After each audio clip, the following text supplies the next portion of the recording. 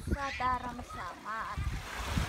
Ngayon, maganda na ang weather kasi malinaw na siya. Ngayon, ang mga tao naliligo na sa dagat kasi ang ganda ng dagat. Doon naman ang Barangay Tabuk. Ang sarap managat dahil malinaw.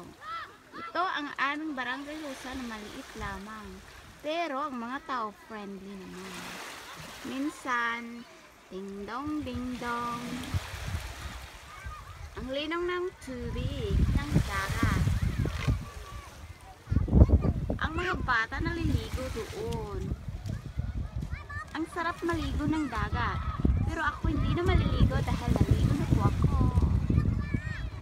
Ito ang aming Barangay Lusada, Ramsamar. Yahoo! Ciao, ciao!